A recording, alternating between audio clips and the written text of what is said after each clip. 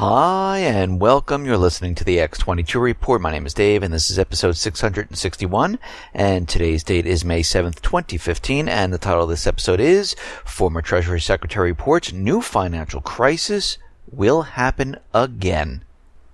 Before I begin, I just want to make an announcement. On Friday, tomorrow, I'll be uploading an interview with James Corbett, and it seems that we've solved the video audio sync problem. I mean, everything I've been seeing, it seems to be working.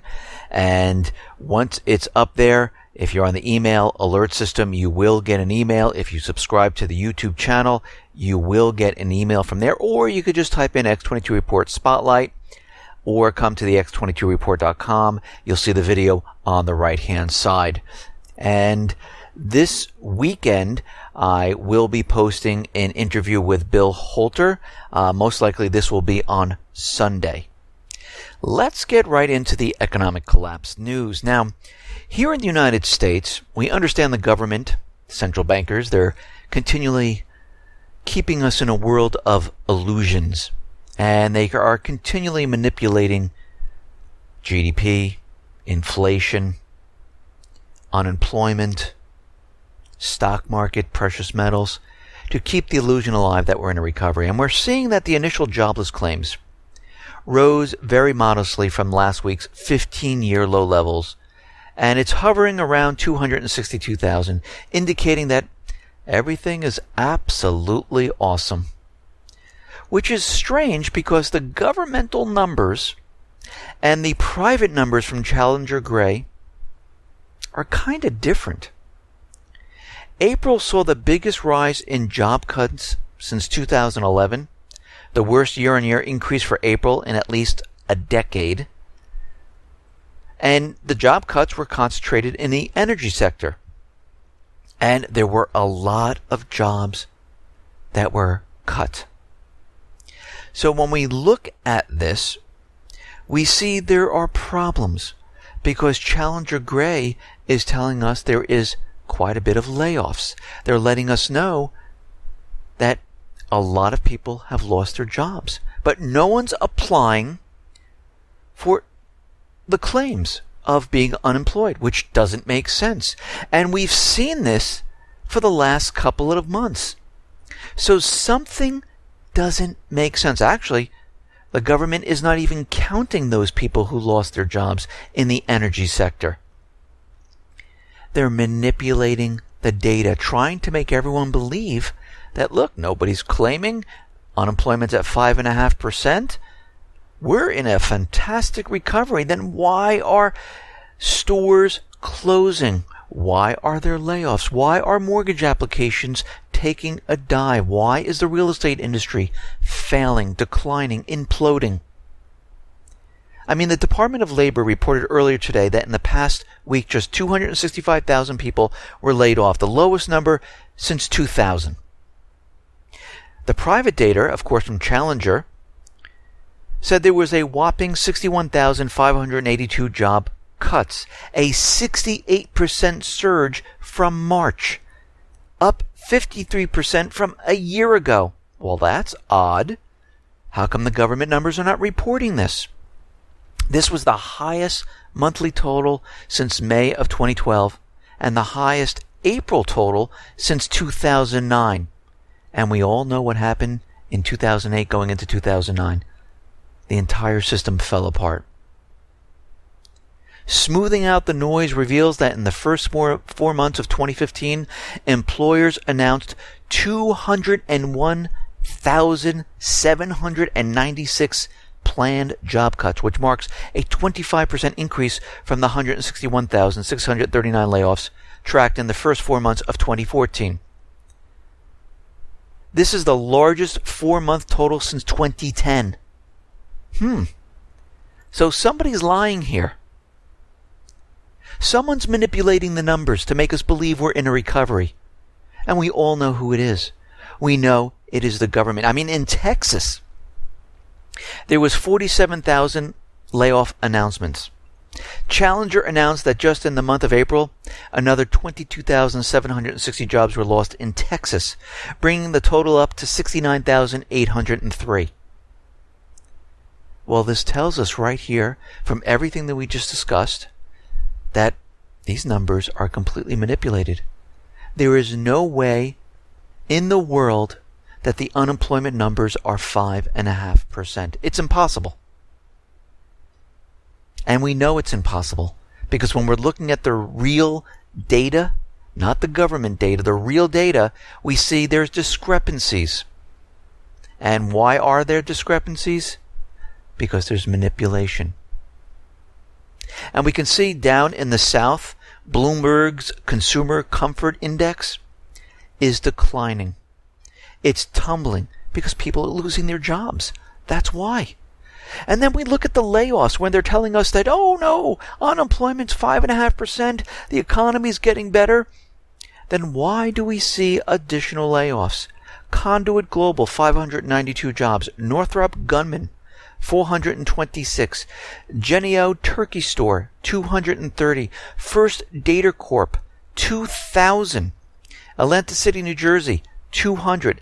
Cliffs Natural Resources, 100. Mammoth Inc., 200. Zotis Shutter or selling 10 manufacturing sites, up to 2,500 layoffs. Gildan Clothing Apparel Factory in Clarence, New York, 80 jobs. WMS Gaming, 247. Dow Chemical, 1,750. Worley Parsons Ltd, 2,000. Siemens, they're going to be cutting 4,500 more jobs. Simply Fashion and Dot Stores closing 243 stores, and that means there are additional people being laid off.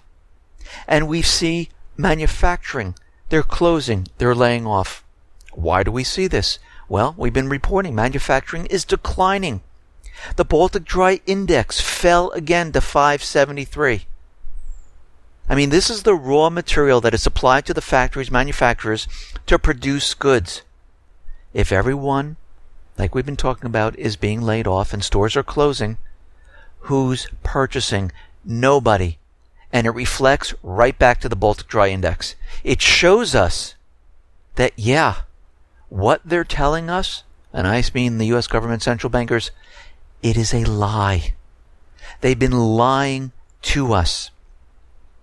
And they're out there in the corporate media, they're trying to convince us that, consumer credit is way up and things look fantastic, because you have to remember the central banking system, it's built on debt.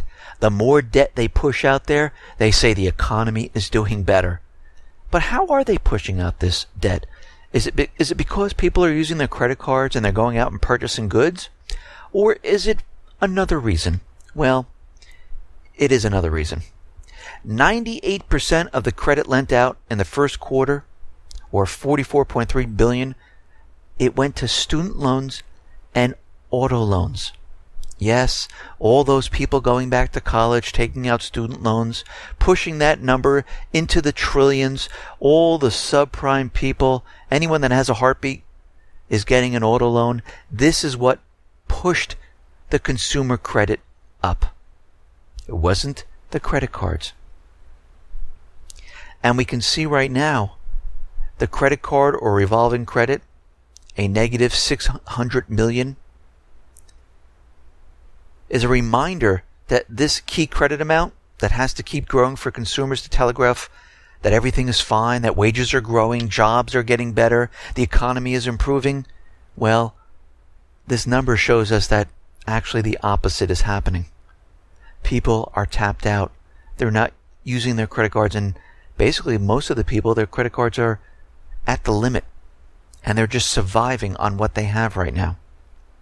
The problem is that as of Q1, this amount was lower than both car debt at $972 billion and certainly student debt, which in Q1 rose by another $30 billion to a record $1.355 trillion. In other words, virtually every dollar lent out in Q1 went to such dead-end uses as General Motors and student loans. That's basically it. And these kids who are coming out of college, they're having a tough time paying back the loans because they cannot find the jobs. Remember, you can't default on a student loan. They'll continually come after you forever. This is why the government is making the move where the students can write off the debt. They can default. Because if they can't default, the government, the central bankers, cannot bail them out. And this is why they're trying to change this law right now. So the government does have the ability to bail out the student loan system, just like they did with real estate, just like they did with car manufacturing. They want to do the same thing because as it stands right now, they can do absolutely nothing and it will implode. We're seeing it already. The kids out there today, they're having a very tough time paying it back. And this is why they have those programs where they can defer their loans. They can stretch it out and not make another payment until like another year or so, until they can get back on their feet. But none of them can. They're living with their parents. They have part-time jobs. It is very, very difficult to get by today coming out of college. And I know many, many people who are graduating college and they're having a very difficult time finding work. Now, former Treasury Secretary Tim Geithner, which I am not a fan of whatsoever. Actually, I'm really not a fan of any of the government officials. I believe they're all corrupt. They all take payments from one organization or another to do their bidding. I don't believe they're working for the people, and it seems like they're actually working for certain corporations, organizations, the central banks, or other countries. And this is why when we have a new system and when we create a new system, any government official cannot accept any donations whatsoever from any country, corporate sponsor, lobbyists. That's it, period. There is no reason for it. This way they can't be pushed into doing other things. And that's just one of the changes I would like to see. But former Treasury Secretary Tim Geithner, he said on Thursday that a financial crisis will happen again at some point.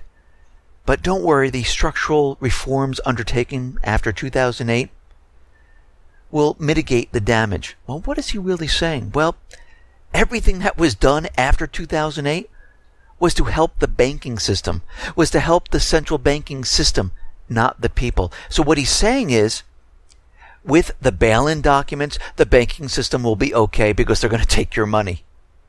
He's saying that the U.S. economy is now more stable, resilient, and stronger. No, it isn't. He is lying to the people like he's lied before. What he's saying is that we have mechanisms in place where we will be okay and everyone else will not. He said if a financial crisis does happen in the future, which means it's coming very soon, this is why he's out there letting you know that there's going to be another one. Because think about it. If the economy is so strong and more resilient and doing better, why is he talking about a financial crisis? And why is he saying that, there'll be another one coming? Because what he's telling you is there's another one coming very, very soon, and he knows it. He knows that this is a temporary fix. Actually, it's not even a fix. It's basically just a cover-up. He's saying that, however, and get this point right here, the Federal Reserve and the government will need to act again. The only way you protect people from the effects of classic panics is to have the central bank and the government step in and take the risks the market can't take. So he's already telling you the central bank is going to step in when the economy comes down. Now, I've said this in many of my reports, that when this system comes down, and of course they're going to blame this on another country, another group, because we're going to get hit with most likely with a cyber attack that will hit the financial sector.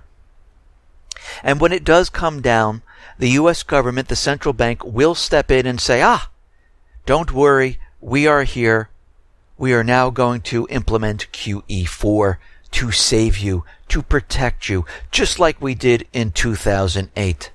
And while this is going on, where they're trying to prop up the system, and you think they created money before, wait until you see what they're going to do this time. It's going to be completely overboard.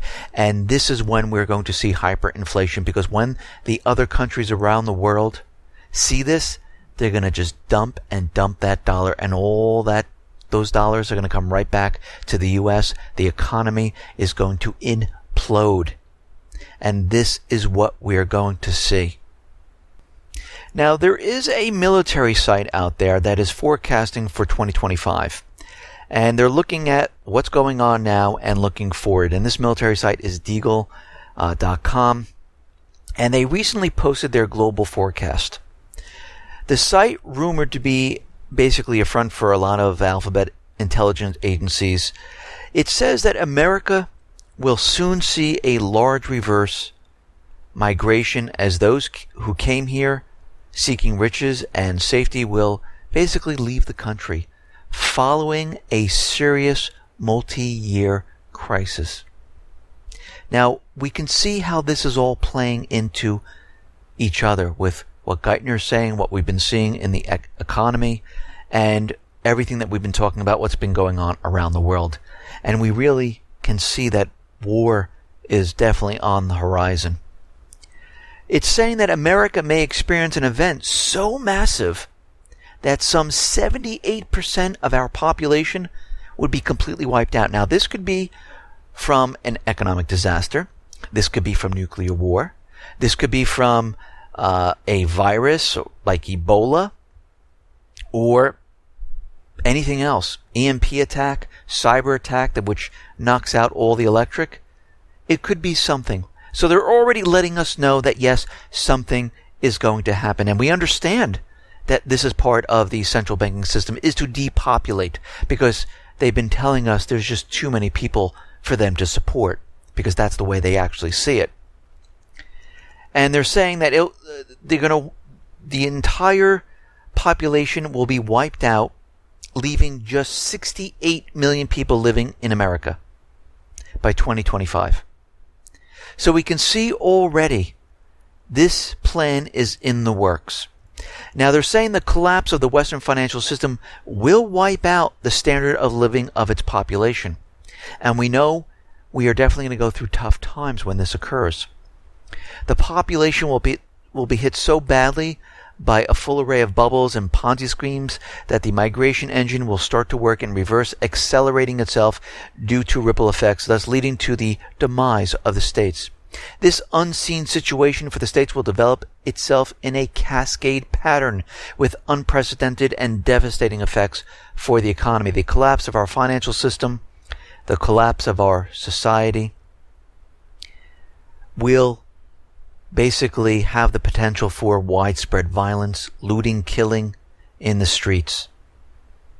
Because this is what happens when economies collapse. And we can see that as time goes on with these events, with war, we have no idea what the government will do. And we understand when war does come, the war will be fought on American soil, because today the weapons do have the ability to reach America. They're not going to set it up like they did in Japan in balloons. Hopefully they catch the wind stream and it makes it to the U.S. These countries have the ability to fire ballistic missiles that will reach the United States. They have the ability to sneak up to the coast of the United States. They have the ability to bring troops onto the soil of America.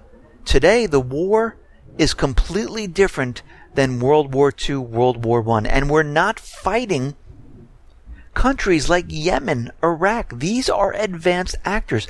And this is why we need to put a stop to this. This is why we have to say no when the time is right. But we understand the central bankers, they're pushing their agenda. This is what they're looking to do. Because what they want to do in the end is completely restart the system. Now, we understand that China is looking to build their economy, have the yuan become a reserve currency. Am I saying that this is the best system ever? No, I'm not. I'm saying this is what's happening today, that the dollar is dying and a new system is being created. Will this, and I've said this many times before, will this system eventually turn out to be the same thing as the U.S.? Of course it will. The only way to take back everything is for the people to take back control. We're going to have to do what our founding fathers did back during the Revolution. And this time we're going to have to try to keep it for longer. We see that Russia is ready to work with Greece. Russia may consider financial support to Greek companies who join the Russian pipeline project to deliver gas via Turkey. The Russian side confirmed its readiness to consider financial support to Greek state and private companies who will engage in this project. And of course, as we know, that doing this will earn these countries who are working with Russia hundreds of millions of euros from gas transit fees annually, and Greece definitely wants to do this. Why do they want to do this? Because they need economic growth. They need revenue. The ECB, the IMF, they're just putting them further and further into debt. That's it, period. And we can see right now, even though Greece is trying to make a deal with the IMF and the ECB, they're broke. They're out of cash. They're raiding as much as they possibly can to make each payment. And as time goes on, there is no possible way they can make the additional payments. And that means a default. That means things are going to implode unless they look to another nation and leave the Eurozone. But then this has a cascading effect on other Eurozone countries who say, hey, they just went to Russia, the BRIC system. They wrote off their debt. They're not paying it. We should do the same. Italy already has a referendum saying that they should leave the Eurozone. They have millions of signatures. And we can see that each one of these countries, they're looking at Greece right now as an example. We see the Turkish Stream pipeline will become operational in December of 2016. They're going to be building it, going through Turkey. It'll split off from there, and it will be fully operational next year. Now, we understand the government is continually spying on all the people. We realize that they're not trying to find terrorists whatsoever, because they are the terrorists most of the time. 99.98% of the time, they stage the terrorism to put fear into the people, to have them do things they normally wouldn't do, like give up their rights, go to war. And we can see that there's been a battle in the court system. And the Federal Appeals Court, which ruled moments ago that the National Security Agency's controversial collection of millions of Americans' phone records isn't authorized by the Patriot Act. Did we really need a court system to tell us that they're violating our Fourth Amendment? No, the people said, listen, you're violating our Fourth Amendment, and the government officials were out there trying to convince everyone that the Patriot Act gave us permission to do something like this. Well, I hate to tell you, the Patriot Act does not override the Bill of Rights, the Constitution. It's below it. And basically, it's repugnant to the Constitution. So it's a violation, and it's not a law. So the ruling by the 3-judge panel in New York comes at a delicate point in the national debate over government surveillance. Section 215 of the Patriot Act is due to expire next month. And you know what's going to happen here. You know that the Obama administration is going to fight it once again. This has been ongoing. There was a judge that ruled it constitutional.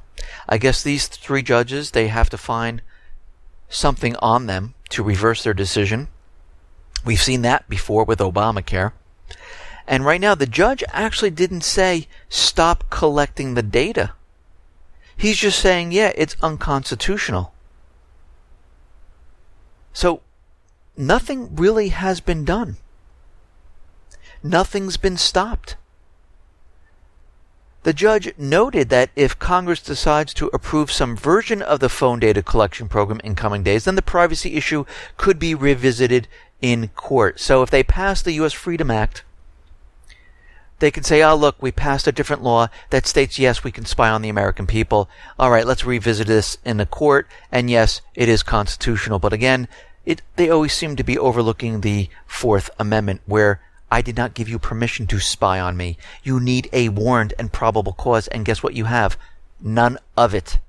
So you're in violation of my rights. Actually, the NSA, one of the top security experts, agree that mass surveillance is completely ineffective. A recently disclosed internal NSA briefing document corroborates the drowning with embarrassing admission that the NSA collection has been outpacing the NSA abilities to ingest, process, and store data, and they can't analyze it, and they don't stop terrorism whatsoever.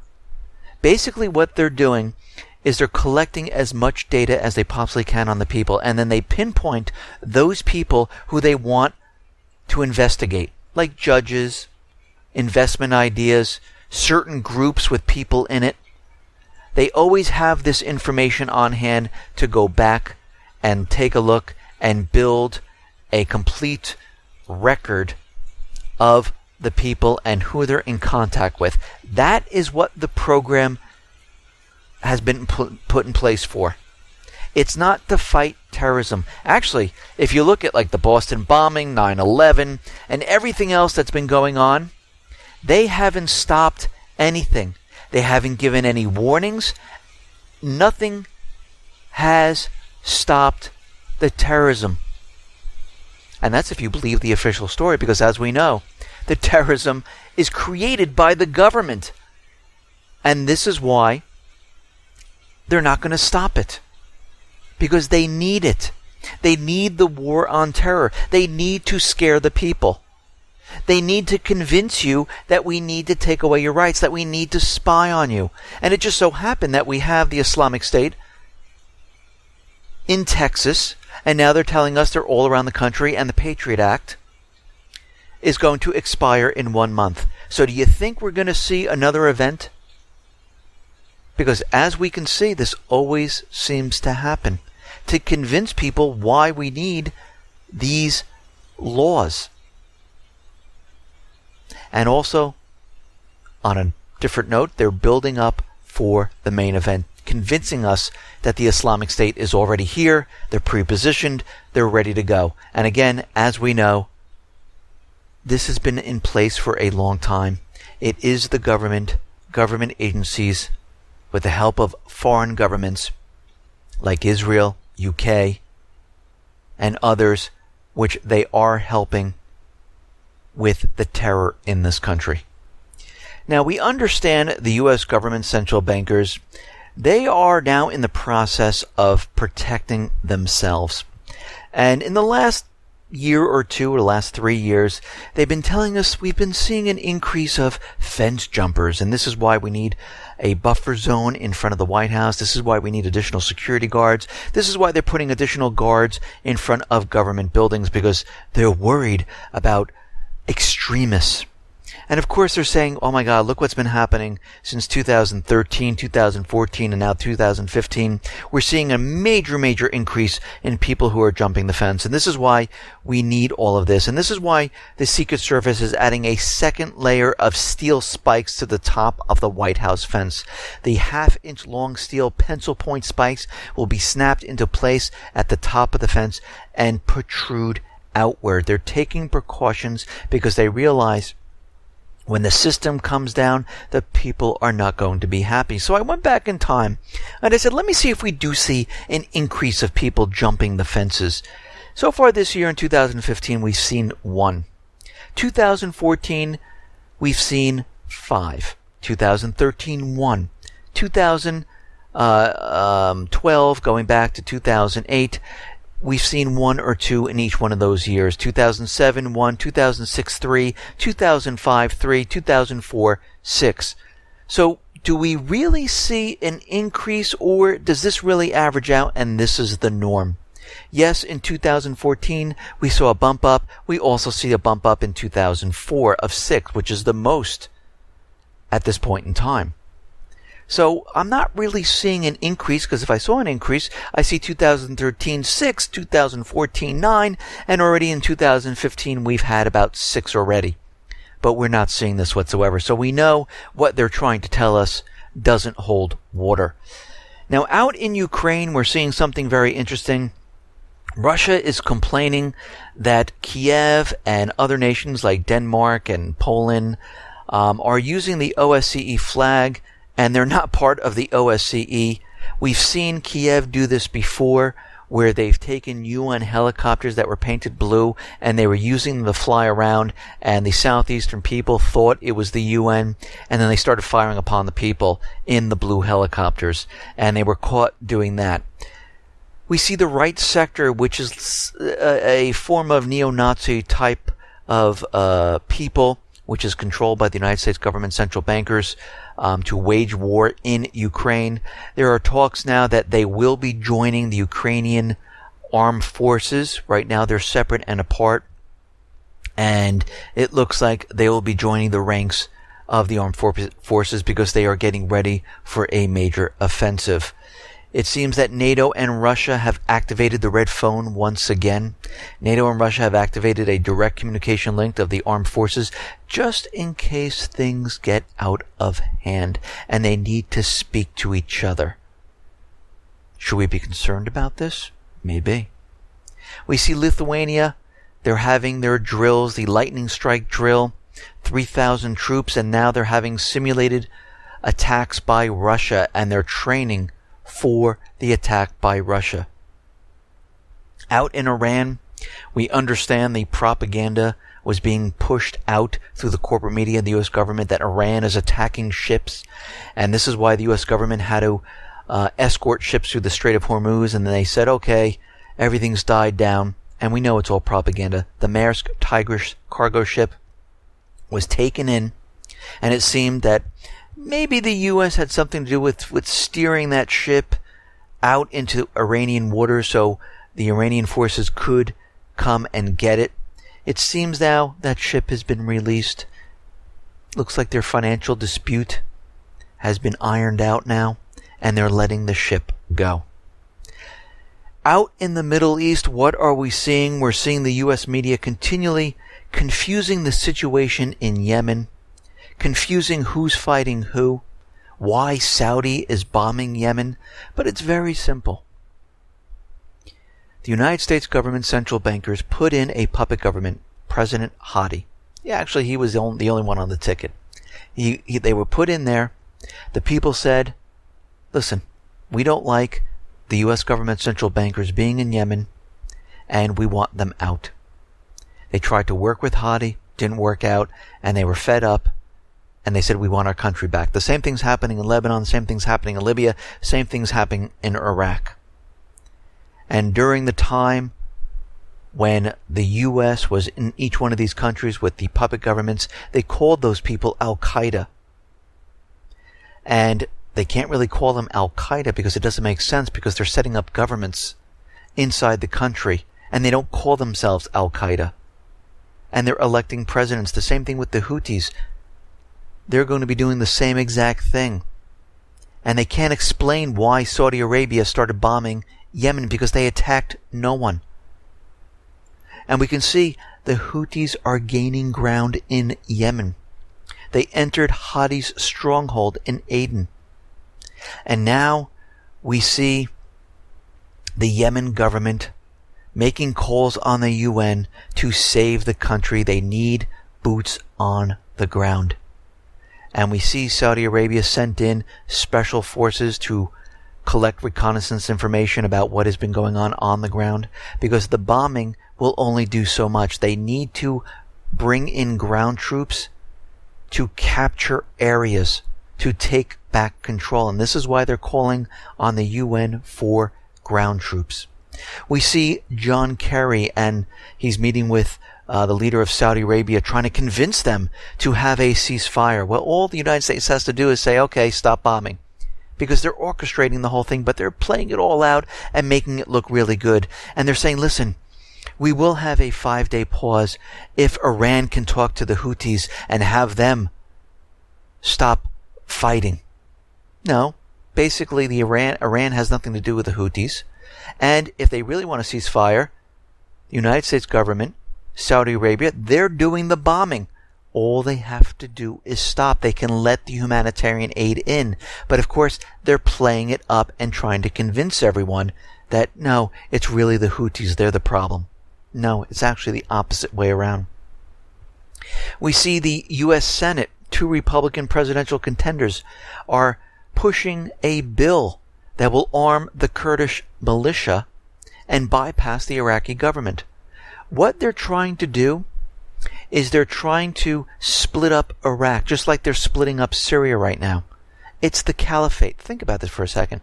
The Islamic State, when it first came on the scene, which is a proxy army for the U.S. government, central bankers, Israel, UK, and other countries, they said they wanted a caliphate. They want to split everything up into Kurdish regions, into Shiite, into Sunni. And this is what they're pushing for right now. Already in Syria, the Free Syrian Army is calling for a safe haven to set up a separate government in Syria from the lands the Islamic State captured. We see in Iraq, they put forth a bill to the Iraqi government saying, let's split up Iraq right now. We'll help the Kurdish, we'll split up the Sunni, and the Iraqi government said absolutely not, and they are trying to push this right now. We see the U.S. troops now are basically training the Free Syrian Army in Jordan. Now, they've already been training secretly in Turkey. Those fighters have already entered Syria, and they pushed back the Syrian army. It was a fresh force, and they were able to do it. And they're continually bringing in more and more forces. Every time they tell us that they're about to train, this has been going on for a long time.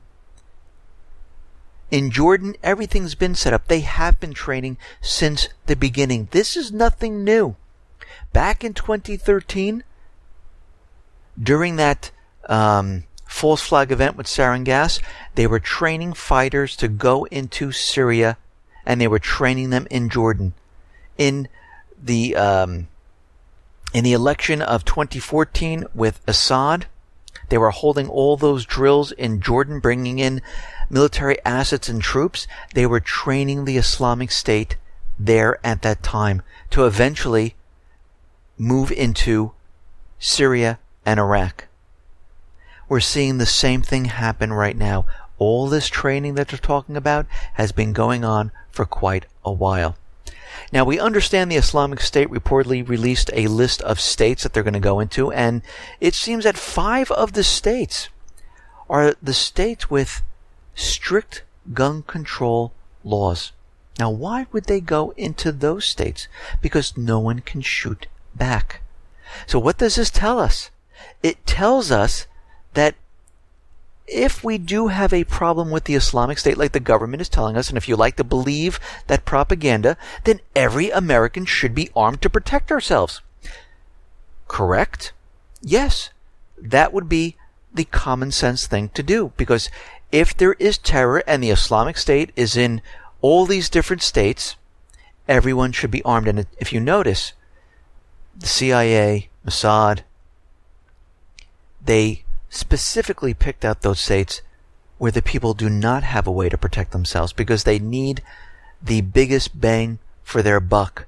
They need killings. They need to show that, look, all these people died. It was the Islamic State, and this is what they're building up for. U.S. officials right now saying that the Texas attack shows the evolution of the lone wolf militants, how they're evolving, how they're able to spread across the country without anyone knowing. Now, we've been talking about this for quite a while, and we understand this has been set up for a long time. This isn't the Islamic State.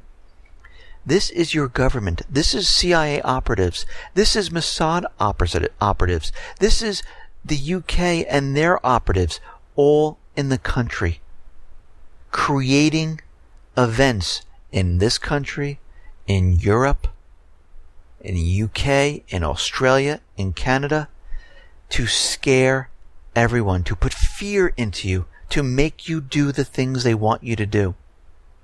But guess what? We're onto them. We know what's going on. And we're calling them out on it. That this is your making. Period. Listen, everyone. Thanks a lot for listening. Be well, be safe, and especially be prepared. Thanks a lot.